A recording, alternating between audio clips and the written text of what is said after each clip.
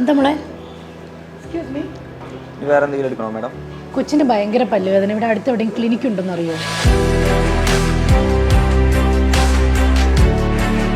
Hi, I want to see dentist. Yes, Dr. Nietzsche is here.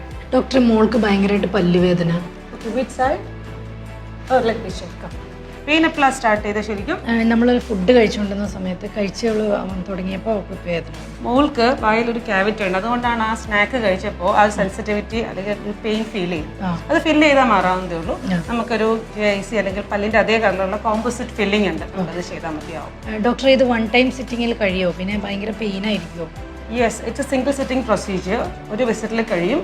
കുട്ടിക്ക് pain ഒന്നും എടുക്കില്ല, comfortable ആയിട്ട് ആളിരിക്കും. You won't feel any pain for sure. Okay. മോൾക്ക് പല്ലുവേദന വന്നപ്പോൾ ഞാൻ എത്തിയത് 10 ഇയറിന്റെ മേളിൽ എക്സ്പീരിയൻസ് ഉള്ള നിത്യ ഡോക്ടറിന്റെ അടുത്താണ്. ഡോക്ടറിന്റെ ട്രീറ്റ്മെന്റും ഇവിടുത്തെ കംഫർട്ടൊക്കെ കണ്ടപ്പോൾ ഞാൻ അടുത്ത ആളെയും കൂടെ കാണിച്ചു വിട്ടാം. ഈ ഡെന്റമാക്സിന്റെ ക്യാപ്ഷൻ തന്നെ കണ്ടു, സ്കിൻ ആൻഡ് സ്മൈൽ സ്റ്റുഡിയോ. സ്കിന്നിൽ ഡെർമറ്റോളജി ഉണ്ട്, കോസ്മെറ്റോളജി ഉണ്ട്, ഇനി സ്മൈലിൽ ഡെന്റിസ്റ്റ്, അത് നിങ്ങളിപ്പോൾ കണ്ടു. അത് മാത്രമല്ല കേട്ടോ, ഇവിടെ ഓർത്തോഡോണ്ടിസ്റ്റും അവൈലബിൾ ആണ്. അപ്പോൾ ഇതിന്റെ ലൊക്കേഷൻ വരുന്നത് കിസൈസ് ഡമാസ്കസ് സ്ട്രീറ്റിൽ കോഴിക്കോട് സ്റ്റാർ റെസ്റ്റോറൻറ്റിന്റെ തൊട്ടടുത്ത് കാണുന്ന ഡെന്റാമാക്സ് സ്കിൻ ആൻഡ് സ്മൈൽ സ്റ്റുഡിയോ.